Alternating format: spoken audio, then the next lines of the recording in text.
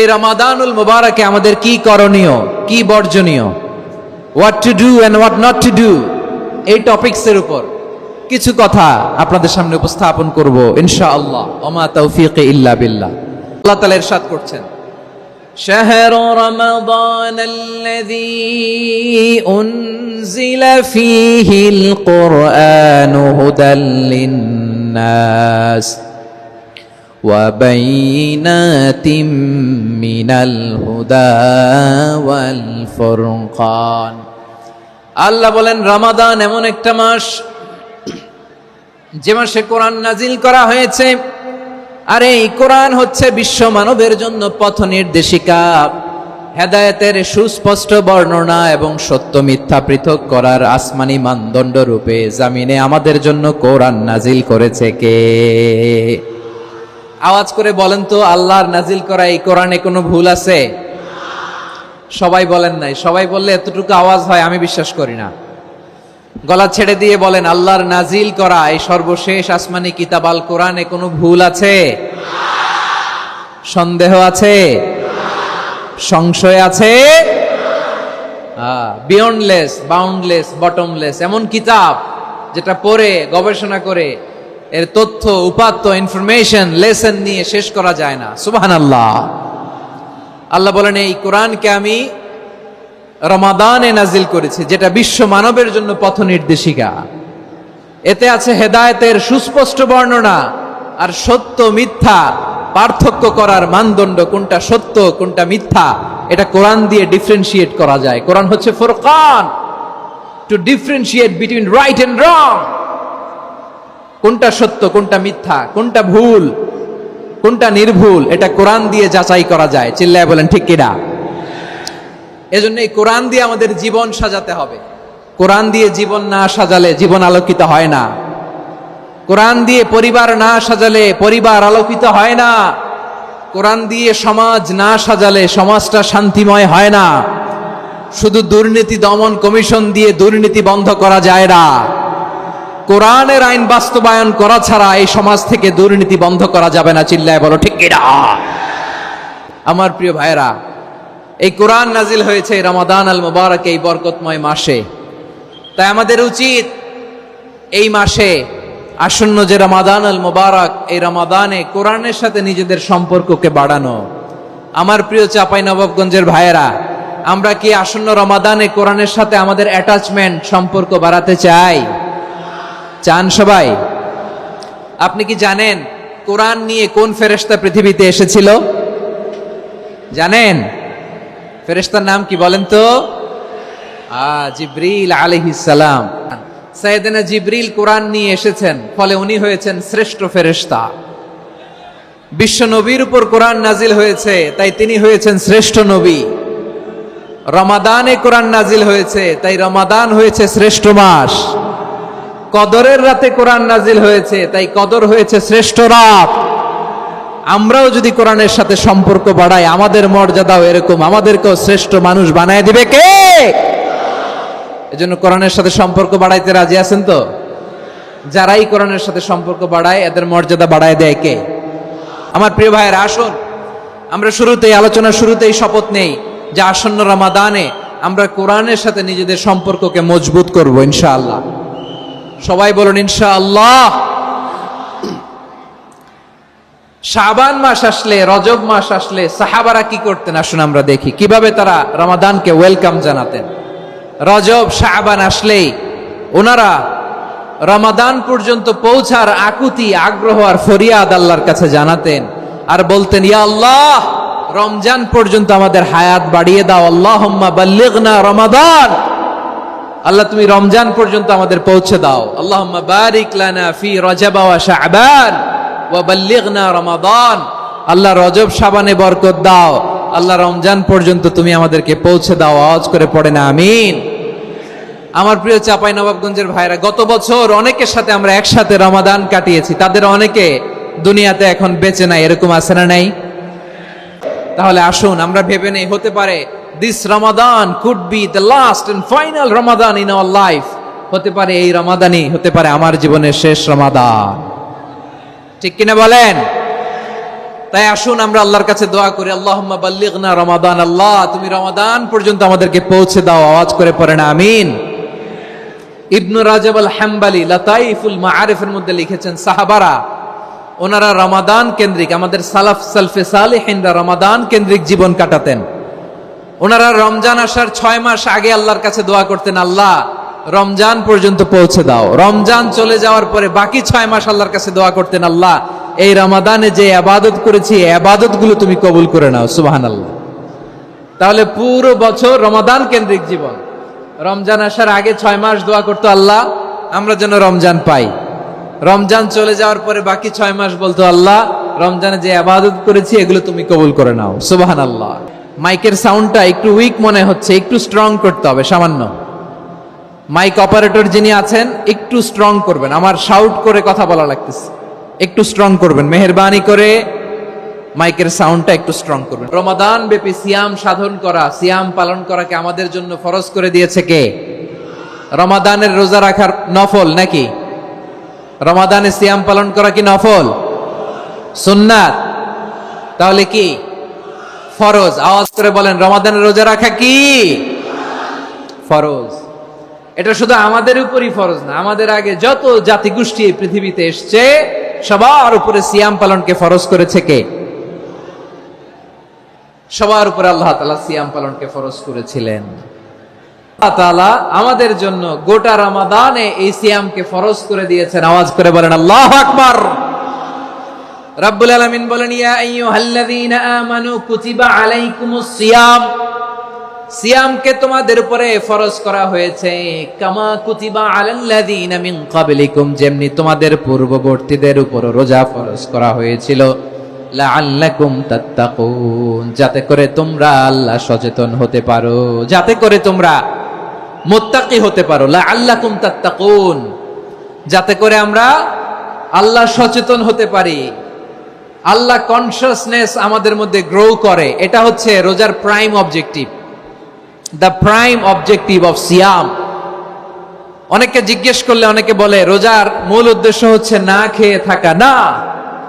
অনেকে বলে গরিবদের কষ্ট অনুধাবন করা রোজার উদ্দেশ্য। না। রোজার উদ্দেশ্য কি, সিয়াম পালনের উদ্দেশ্য কি, এটা আল্লাহ তাআলা স্পষ্ট এই আয়াতের পেছনে বলেছেন যে লাআল্লাকুম তাত্তাকুন, যাতে করে তোমরা আল্লাহ সচেতন হতে পারো, আল্লাহ ভীতি তোমাদের মধ্যে গ্রো করে, গড কনসিয়াসনেস, আল্লাহ কনসিয়াসনেস, আল্লাহ সচেতনতা যেন বাড়ে, দ্য সেন্স অফ অ্যাকাউন্টেবিলিটি, আল্লাহর সুপ্রিম কোর্টের কাঠগড়া এই দুনিয়াতে আমি যাই করলাম তার সবকিছু যে পাই টু পাই হিসাব দিতে হবে, এই sense, to enhance the sense that what ever we do Allah is watching me. আপনি যাই করেন কেউ দেখে না, কিন্তু দেখে কে? শুরুতেই তো জিজ্ঞেস করেছিলাম যে কেউ যেটা দেখে না সেটা দেখেন কে? কেউ যেটা শোনে না সেটা শোনেন কে? এর নাম হচ্ছে লাআল্লাকুম তাত্তাকুন, যাতে করে তোমরা আল্লাহ সচেতন হতে পারো, আল্লাহ ভীরু হতে পারো। দুনিয়ার কেউ দেখে না, কিন্তু আল্লাহ দেখে। এটাই রোজার মূল শিক্ষা। রমাদানের রোজা, ইফতারি, সিয়াম, ইবাদত সব কিছুর মধ্য দিয়ে আপনাকে খেয়াল করতে হবে যে লাআল্লাকুম তাত্তাকুন এই স্ট্যান্ডার্ড এটা অ্যাচিভ হচ্ছে কিনা আমাদের, যাতে করে তোমরা মুত্তাকি হতে পারো, আল্লাহ ভীরু হতে পারো। তাকওয়া, এটা হচ্ছে the essence of Islam. What is তাকওয়া? তাকওয়া মানে কি? তাকওয়ার সংজ্ঞা অনেকে অনেক ভাবে দিয়েছেন। আমি সরাসরি সাহাবাদের কাছ থেকে একটা সংজ্ঞা আপনাদের শোনাচ্ছি। ওমরে ফারুক রাদিয়াল্লাহু তাআলা আনহু উবাই ইবনে কাব রাদিয়াল্লাহু তাআলা আনহুকে জিজ্ঞেস করেছিলেন, ইয়া উবাই মা হুয়া তাকওয়া, হে উবাই তাকওয়া কি? তাকওয়া কাকে বলে?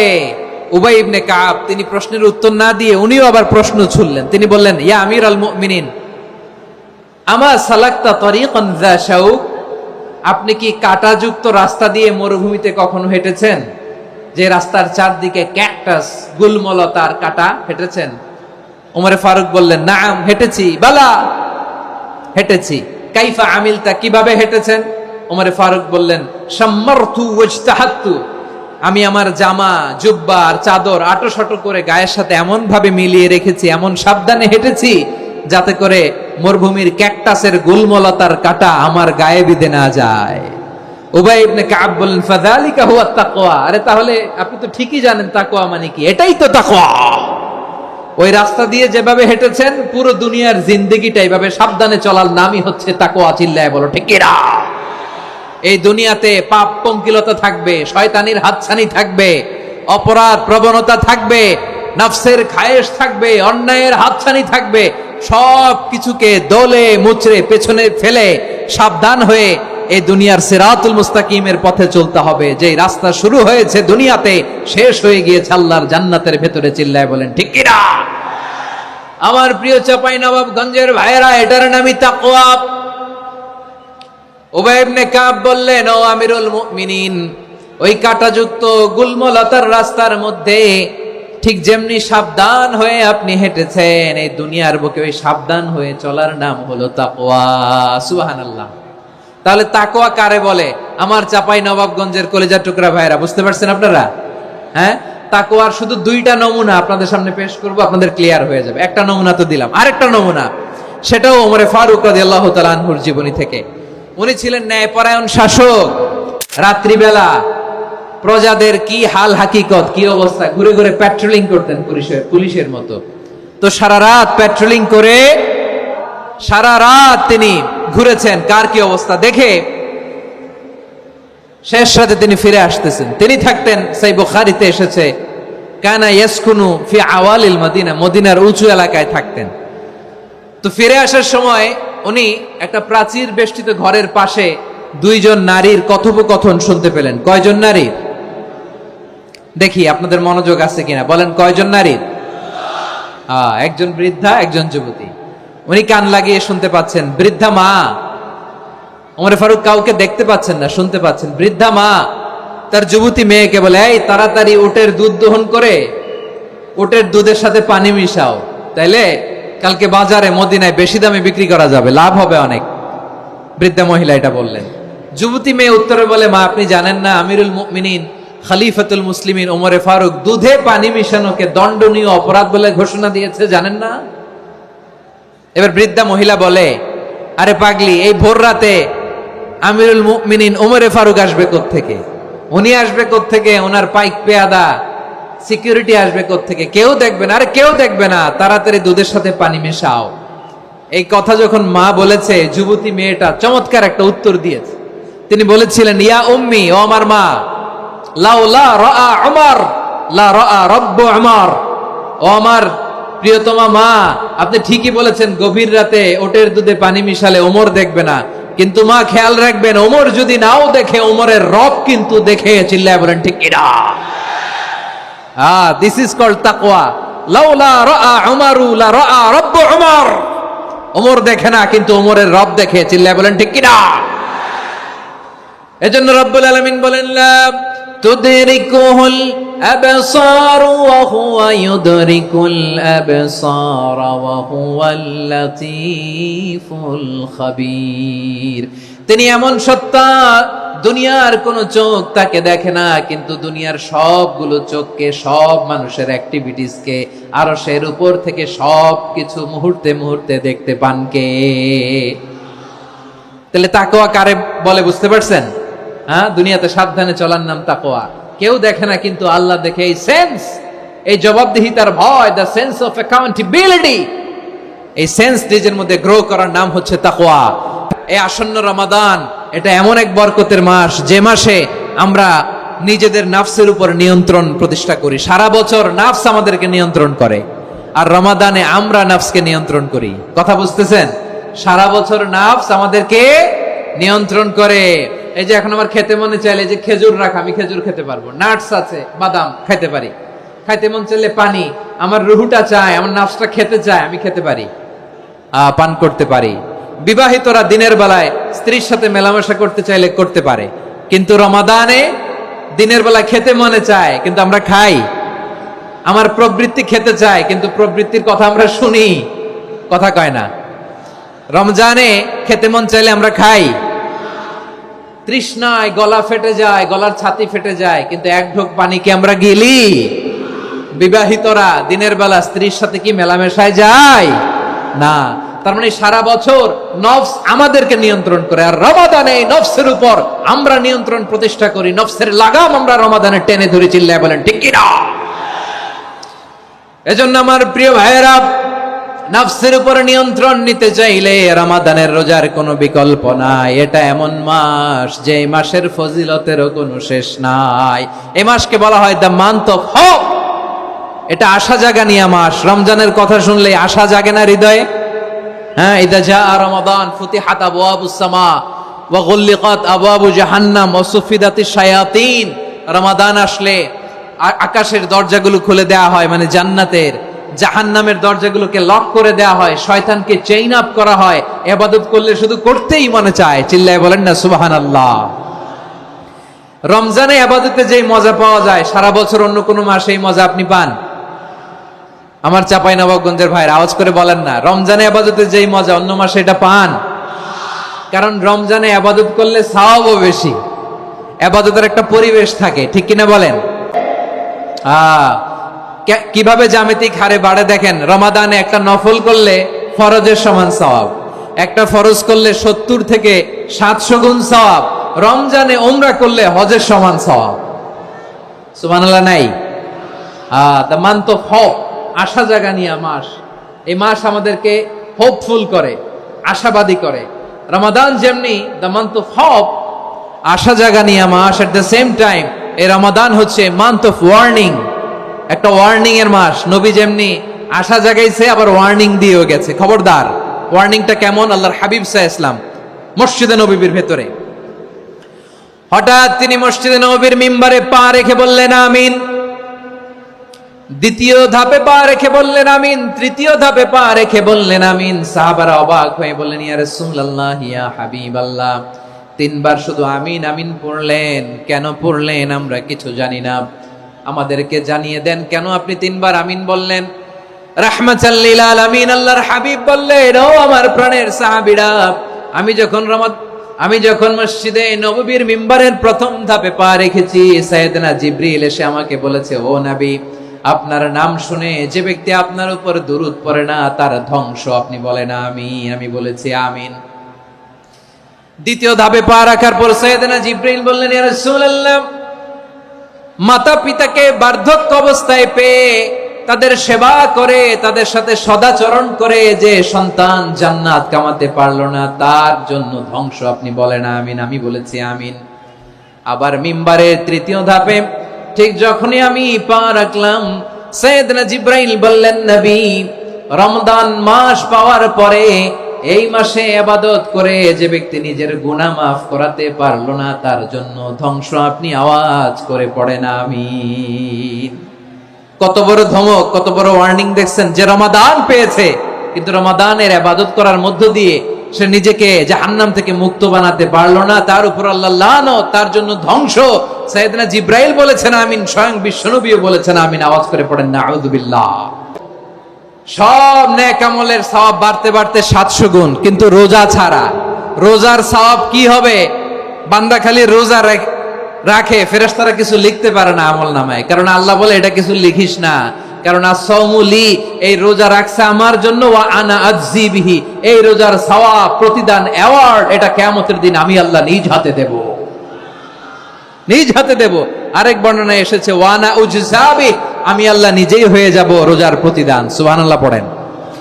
আবার আল্লাহর হাবিব বলেন, ইন্না ফিল জান্নাতি সামানিয়াতু আবওয়াব, জান্নাতের দরজা মোট 8টা। ফিহা বাবুন ইউসাম্মা আর-রায়্যান, 8টা দরজার মধ্যে স্পেশাল একটা দরজা আছে, ওই দরজাটার নাম হলো আর-রায়্যান। রায়্যান দরজা, লা ইয়াদখুলুহু ইল্লা সাইমুন, রোজাদাররা ছাড়া কেউ ওই রায়্যান দরজা দিয়ে জান্নাতে ঢুকতে পারবে না। শুধু রোজাদারদের জন্য ওই দরজাটা খোলা থাকবে। দরজাটার নাম আর-রায়্যান। এই লাখো জনতা আওয়াজ করলে এই আওয়াজ হয়, বলেন, রোজাদারদের জন্য জান্নাতে স্পেশাল যে লাল গালিচার সংবর্ধনা এন্ড স্পেশাল এন্ট্রি, ওই দরজাটার নাম কি? আর-রায়্যান শব্দটা কেমন লাগে? ভালো লাগে।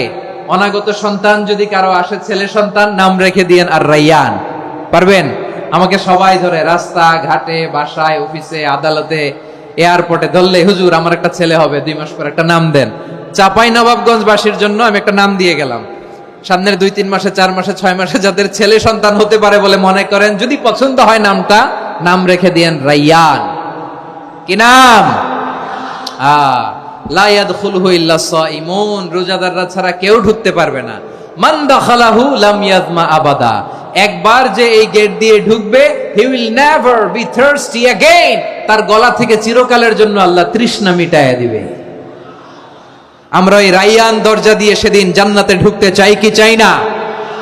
আমার প্রিয় ভাইরা, প্রতি রাতে রমাদানে আল্লাহর ফেরেশতারা আহ্বান জানায়, ইয়া বাগিয়াল খাইরি আকবিল, ইয়া বাগিয়াশ শাররি আকসির, হে কল্যাণের পথের যাত্রী, আকবিল প্রসিড, আরো ইবাদত করো, আগাও আগাও, আরো জান্নাতের নাজ নেয়ামত কামাও। হে অকল্যাণের পথের যাত্রী, আকসির, স্টপ স্টপ, অনেক হয়েছে। আন্না, এ রমাদান এটা পাপের মাস নয়, এটা ইবাদত করে জান্নাত কামানোর মাস। চিল্লায় বলো ঠিক কি না? ওয়ালিল্লাহি উতাকাউ মিনান নার ওয়াযালিকা কুল্লা লাইলা, প্রতি রাতে, রমাদানের প্রতি রাতে আল্লাহ তাআলা এরকম লাখো বনি আদমকে মাফ করে দেওয়ার ঘোষণা দেয়, নাজাতের ঘোষণা দেয়। আমরা আল্লাহর পক্ষ থেকে মাফ, নাজাত চাই কি চাই না? আমরা যদি নাজাত পেয়ে যাই আর কিছু চাই? কথা বলে না। আমাদের নাজাত লাগবে, আওয়াজ করে বলেন তো কি লাগবে? আর কিছু যে চাই না আমি, চাই গো নাজাত, আল্লাহ তোমার কাছে আমার এই মুনাজাত। আর কিছু যে চাই না আমি, চাই গো নাজাত, আল্লাহ তোমার কাছে আমার এই মুনাজাত, আল্লাহ তোমার কাছে আমার এই মুনাজাত। পড়েন আমিন, আর জোরে আমিন।